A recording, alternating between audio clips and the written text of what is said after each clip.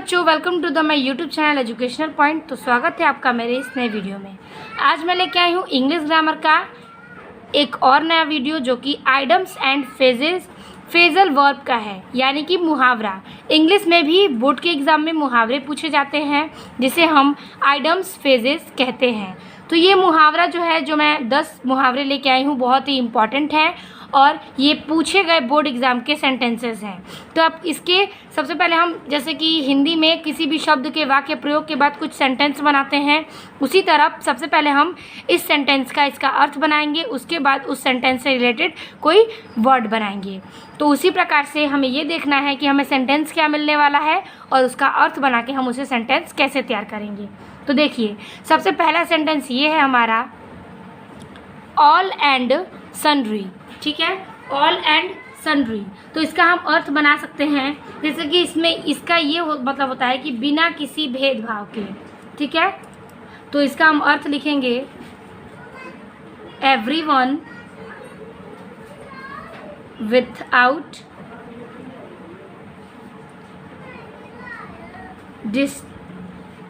Distinctions. इसका अर्थ हो जाएगा बिना किसी भेदभाव के। ठीक है, अब हमें इससे एक सेंटेंस बनाना है। किससे? ऑल एंड सन्ड्री से, यानी बिना किसी भेदभाव पे हमें एक सेंटेंस तैयार करना है। जैसे कि मैं आपको एग्जांपल में बता दूंगी, जैसे कि यही आप सेंटेंस नोट कर लीजिएगा कि ही इनवाइटेड। बहुत ही इजी सा सेंटेंस है, all and sundry to the marriage party. ठीक है, कोई भी सेंटेंस होगा लेकिन आपका वर्ड उसमें ये ज़रूर होना चाहिए। इसी प्रकार से हमें सारे 10 सेंटेंसेस के वर्ड के अर्थ के अनुसार क्या बनाना है, उसका एक सेंटेंस बनाना है। आपको ये हिंदी वर्ड नहीं लिखना है, ये मैं आपको समझाने के लिए लिख दी हूँ। आपको सिर्फ इसका ये वाक्य प्रयोग लिखना है और यहाँ पर एक सेंटेंस देना है अर्थ के साथ वाक्य प्रयोग। ठीक है, अब हमारा दूसरा सेंटेंस है हमारा सामने, एन एक्सी टू ग्राइंड। ठीक है, एन एक्सी टू ग्राइंड। तो इस सेंटेंस का हमें अर्थ बनाना है। तो सेंटेंस का हमें अर्थ हो जाएगा, पर्सनल इंड टू सर्व, यानी कि स्वार्थ पूर्ति। अब इससे हम क्या करेंगे, एक सेंटेंस बनाएंगे जो कि हो जाएगा, पीपल, कोई भी सेंटेंस आप ले सकते हैं, people will flatter you when they have an axe to grind। ठीक है, इस प्रकार से आपका दूसरा सेंटेंस भी क्लियर हो गया। अब हमारा तीसरा सेंटेंस मिलता है, एट द 11th आवर। ठीक है, 11 घंटे। ठीक है, अंतिम 11 घंटे। तो लिखेंगे हम इसका अर्थ, at the last moment. At the last moment क्या हो जाएगा, अंतिम समय पर।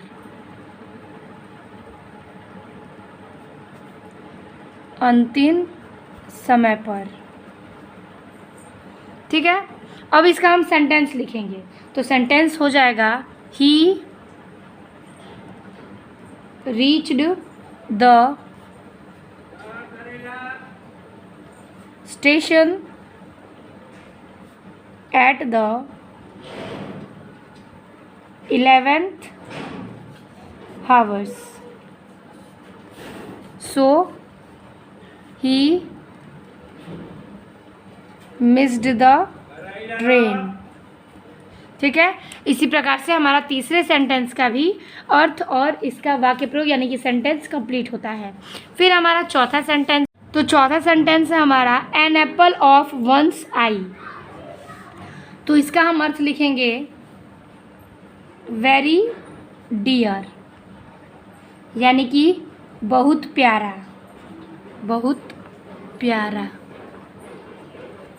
ठीक है, तो अब हमें इसका एक सेंटेंस तैयार करना है जिसे हम लिख सकते हैं कि माई, तो हो जाएगा कि बहुत प्यारा, तो सेंटेंस हम बनाएंगे my friend is very popular, very popular in the college among students, so he is an apple of their eyes। ठीक है, आप कोई भी सेंटेंस लें लेकिन आपको उस वर्ड्स का प्रयोग ज़रूर करना होगा। तो इसी प्रकार से हमारा चौथा सेंटेंस यानी वेरी डियर का भी सेंटेंस समाप्त होता है। अब हमारा है पांचवा sentence, at sixes and sevens. ठीक है, एट सिक्सेस एंड सेवेंस। तो अब हम इसका सेंटेंस का अर्थ लिख लेंगे, इन डिसऑर्डर, यानी कि तितर बितर। अब इसका हम सेंटेंस लिखेंगे, he is a very lazy boy, so his room is always at sixes and sevens. ठीक है, कि he is a very lazy boy, so he room is always at sixes and sevens. तो इसी प्रकार से हमारा पांचवा सेंटेंस भी कंप्लीट होता है मीनिंग और इसके सेंटेंस के साथ। अब हम देखेंगे अपना छठवां सेंटेंस। छठवां सेंटेंस है हमारा ऑल ग्रीक एंड लैटिन। ठीक है, और ग्रीक एंड लैटिन। तो इसका हो जाएगा हमारा सेंटेंस, इसका हम अर्थ लिखेंगे, very difficult to understood, understand. ठीक है, कि वेरी डिफिकल्ट टू अंडरस्टैंड, यानी कि समझ से परे, समझ से परे। इसका हम लिखेंगे, ही स्पोक इन फ्रेंच और his speech was all Greek and Latin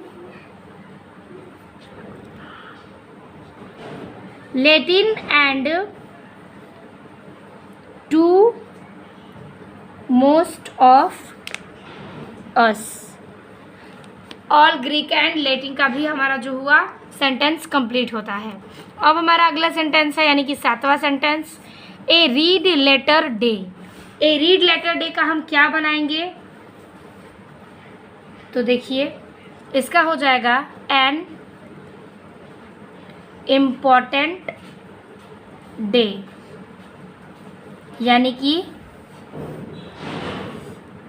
महत्वपूर्ण दिवस या दिन। तो इसका हम सेंटेंस बनाएंगे कि the republic day is a red letter day in Indian history. ठीक है, तो इसी प्रकार से आपका मतलब कि महत्वपूर्ण इम्पॉर्टेंट डे आपका रिपब्लिक डे भी होगा, इंडिपेंडेंस डे भी हो जाएगा। कई डे हैं जो आपको इम्पॉर्टेंट आप ले सकते हैं, तो मुझे जो सुटेबल लगा मैंने वो लिख दिया है। तो इसी प्रकार से ये भी सेंटेंस आपका कंप्लीट होता है। अब हमारा आठवां सेंटेंस है ए वाइट एलिफेंट। ठीक है, ए वाइट एलिफेंट, तो इसका हम बनाएंगे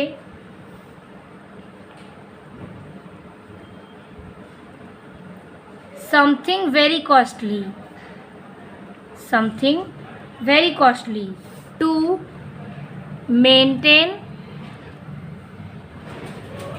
ठीक है, लेकिन ये क्या हो गया, इसका अर्थ हम लिखेंगे बहुत मूल्य की वस्तु, की वस्तु किंतु बेकार, बहुत की मूल्य की वस्तु किंतु बेकार। अब इसका हम सेंटेंस क्या बनाएंगे, तो लिख लेंगे he can not maintain, he cannot maintain his petrol car these days. It has become a white elephant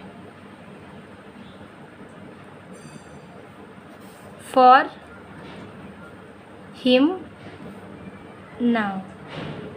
आप चाहें तो आप इट से लेके नाउ भी बना सकते हैं, लेकिन अगर सेंटेंस कंप्लीट है तो आप कुछ भी उसमें एग्जाम्पल में लिख सकते हैं। अब हमारा अगला सेंटेंस है, यानी कि 2 और सेंटेंस बचे हैं। तो 9वां सेंटेंस है हमारा, 9वां सेंटेंस है ही फूल्स पैराडिस। ठीक है, तो इसका हम क्या बनाएंगे, तो चलिए इसका बना लेते हैं। इसका हो जाएगा यूटोपिया, यानी कि व्यर्थ की ऊंची आशाएं करना, मतलब कि व्यर्थ के, मतलब किसी से बिना व्यर्थ के आशा लगाए रखना। ठीक है, किसी से कोई भी आशा न लगाएं, क्योंकि वो बिना अर्थ व्यर्थ के आपसे कोई आश नहीं रखेगा। तो इसका ये अर्थ हो जाएगा। अब हम इसका सेंटेंस बनाएंगे, तो सेंटेंस बना लेंगे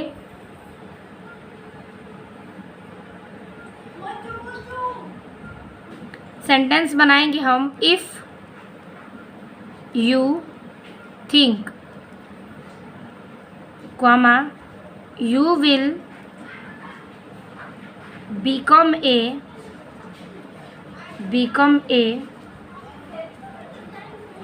millionaire all of a sudden, you are living in a fool's paradise. ठीक है, ये भी सेंटेंस है, आप इसे नोट कर लीजिएगा। आपको जो ये सेंटेंस है आपको अर्थ बनाना है, आपको ये याद रहना चाहिए। बाकी आप इससे रिलेटेड कोई भी सेंटेंस बना सकते हैं, लेकिन आपका जो अर्थ है वो एकदम राइट होना चाहिए। अब हमारा लास्टवा सेंटेंस है इसमें ए फीथर इन वंस कैप, ए फीथर इन वंस कैप। तो हम इसका बनाएंगे